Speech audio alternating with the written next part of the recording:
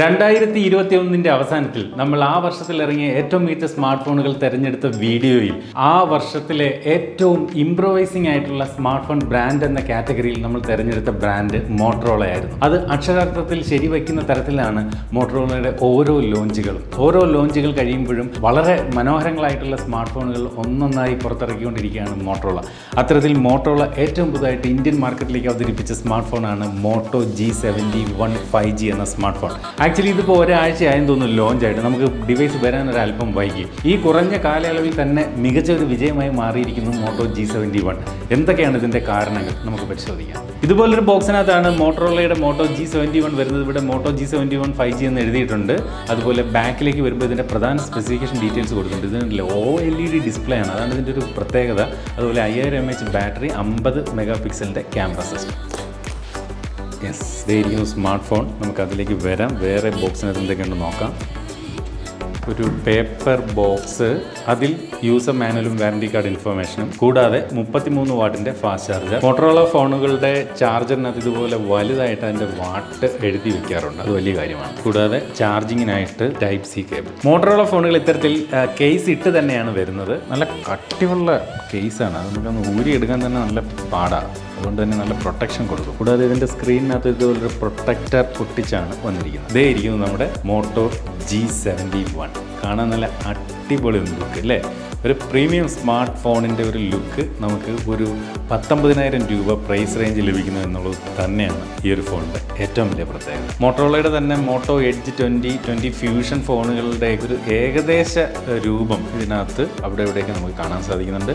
ബാക്കിൽ ഇത്തരത്തിൽ 3 ക്യാമറകളാണ് ഈ ഒരു സ്മാർട്ട് ഫോണിനകത്ത് നൽകിയിരിക്കുന്നത്. ഇവിടെ മോട്ടോറോളയുടെ ഒരു ലോഗോ കൊടുത്തിട്ടുണ്ട്. കൂടാതെ ഇവിടെ LED ഫ്ലാഷ് ലൈറ്റും കാണാം. വല സൈഡിൽ ഗൂഗിൾ അസിസ്റ്റന്റിന് വേണ്ടിയിട്ടൊരു ഡെഡിക്കേറ്റഡ് ബട്ടൺ, വോളിയം റോക്കേഴ്സ്, അതുപോലെ ഇവിടെ ഒരു ഗ്രിപ്പ് കൊടുത്തിരിക്കുന്ന പവർ ബട്ടൺ. താഴെ 3.5 mm audio Jack, USB type C charging port, microphone, speaker grill. ഇടത് സൈഡിൽ സിം ട്രേ ഞാനൊരു ഹൈബ്രിഡ് സിം സ്ലോട്ടാണ് പ്രതീക്ഷിക്കുന്നത്, നോക്കട്ടെ. പക്ഷേ ഇത് ഡുവൽ നാനോ സിം സ്ലോട്ടാണ്. സാധാരണ ഫ്ലാഗ്ഷിപ്പ് ഫോണുകളിലൊക്കെയാണ് ഇത്തരത്തിൽ ഡുവൽ നാനോ സിം സ്ലോട്ട് വരുന്നത്. ഒരു ഹൈബ്രിഡ് സ്ലോട്ടെങ്കിലും കൊടുക്കാമായിരുന്നു തോന്നി, കാരണം ഈ ഒരു ഡുവൽ നാനോ ആയതുകൊണ്ട് തന്നെ മെമ്മറി കാർഡ് ഇടാനേ സാധിക്കില്ല. മുകളിൽ ഇതുപോലെ സെക്കൻഡറി നോയ്സ് ക്യാൻസലേഷൻ മൈക്കും കാണാം. ഇനി നമുക്ക് ഫോൺ ഒന്ന് ഓൺ ചെയ്ത് നോക്കാം. ഓൺ ചെയ്യുമ്പോൾ ഇതുപോലെ മോട്ടറോളയുടെ ലോഗോയും പവേർഡ് ബൈ ആൻഡ്രോയിഡ് എന്ന് എഴുതി കാണിക്കും. ഫോണിന്റെ ബാക്ക് സൈഡ് ഇതുപോലെ പ്ലാസ്റ്റിക് കൊണ്ടാണ് തയ്യാറാക്കിയിരിക്കുന്നത്. പക്ഷെ കണ്ടു കഴിഞ്ഞാൽ ഒരു ഗ്ലാസ് ബോഡി പോലെ നമുക്ക് തോന്നും. പ്ലാസ്റ്റിക് ആയതുകൊണ്ട് തന്നെയും ഫിംഗർ പ്രിന്റ് നല്ല രീതിയിൽ ഇതിനകത്ത് പതിയുന്നു. ഫോൺ നല്ല ലൈറ്റ് വെയിറ്റ് ആണ്, വെറും 179 ഗ്രാം ഭാരം മാത്രം. 8.49 mm മാത്രമാണ് ഈ ഒരു സ്മാർട്ട് ഫോണിന്റെ തിക്നെസ്. മൊത്തത്തിൽ ഇൻ ഹാൻഡ് ഫീൽ എന്ന് പറയുന്നത് പക്കയാണ്. 6.4 ഇഞ്ചിന്റെ ഫുൾ HD+ AMOLED ഡിസ്പ്ലേ ആണ് ഈ ഒരു സ്മാർട്ട് ഫോണിനകത്ത് നൽകിയിരിക്കുന്നത്. അതുപോലെ 60 ഹെർട്സിന്റെ നോർമൽ റിഫ്രഷ് റേറ്റ് ആണ് ഈ ഒരു സ്മാർട്ട് ഫോണിനകത്ത് നൽകിയിരിക്കുന്നത്. 409 പിക്സൽ പെർ ഇഞ്ചും അതുപോലെ മാക്സിമം ബ്രൈറ്റ്നസ് വന്നിട്ട് 700 നിറ്റ്സുമാണ് ഈ ഒരു സ്മാർട്ട് ഫോണിനകത്ത് നൽകിയിരിക്കുന്നത്. നല്ല ബ്രൈറ്റർ ആയിട്ടുള്ള ഡിസ്പ്ലേ തന്നെയാണ് ഈ ഫോണിൽ നൽകിയിരിക്കുന്നത്. ഫോണിന്റെ ഡിസ്പ്ലേക്ക് ചുറ്റുമുള്ള ബെസലുകളെ കുറിച്ച് പറഞ്ഞാൽ കനം കുറഞ്ഞ ബെസലുകളാണ്. എന്നാൽ താഴെ ചിഹ്നെന്നറിയപ്പെടുന്ന ഭാഗം ഒരു അല്പം സൈസ് കൂടുതലായിട്ട് ഫീൽ ചെയ്യുന്നു സാധാരണ ഫോണുകളുമായിട്ട് കമ്പയർ ചെയ്യുമ്പോൾ. ഗൂഗിളിന്റെ പിക്സൽ ഫോണുകൾ കഴിഞ്ഞാൽ പ്യുവർ ആൻഡ്രോയിഡ് സോഫ്റ്റ്വെയർ കിട്ടുന്ന ചുരുക്കം ചില ബ്രാൻഡുകൾ ഒന്നാണ് മോട്ടറോള. ഇവിടെയും കാര്യങ്ങൾ മറിച്ചല്ല.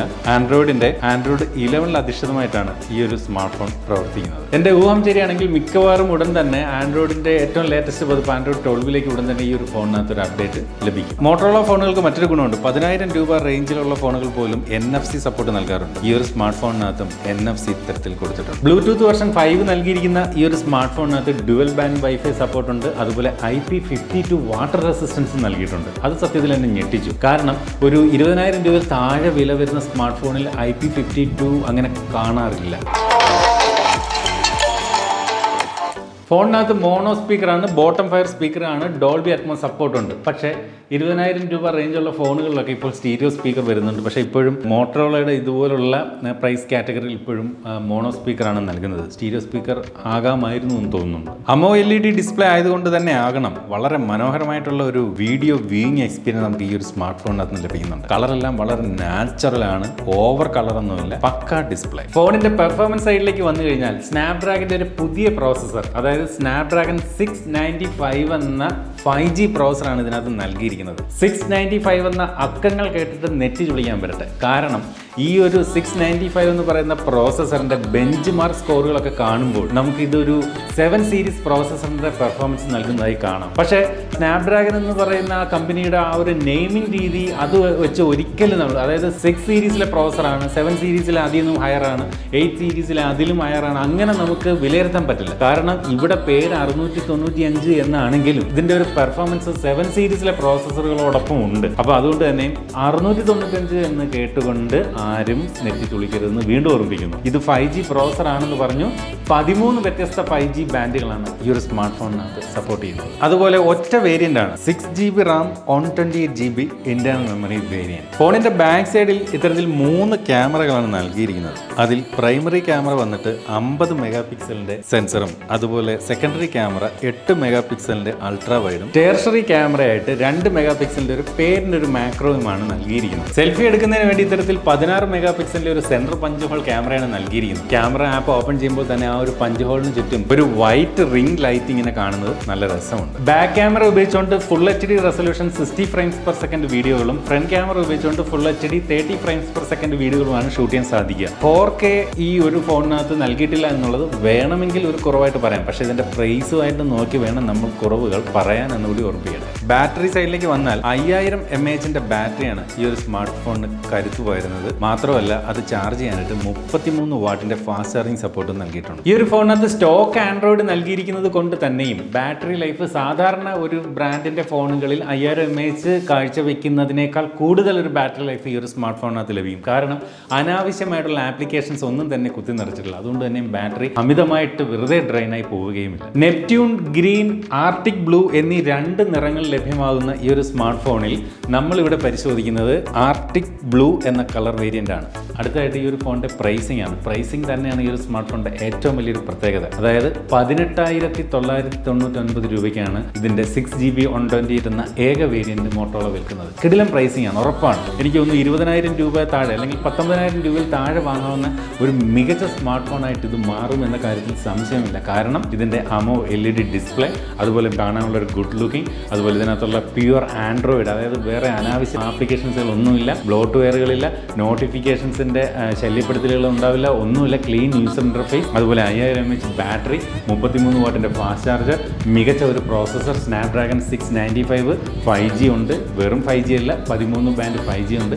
ഇങ്ങനെ എല്ലാ കാര്യങ്ങളും നോക്കിയാലും ക്യാമറയിലേക്ക് വരുമ്പോൾ 50 മെഗാ പിക്സലിന്റെ പ്രൈമറി സെൻസർ ഉണ്ട്.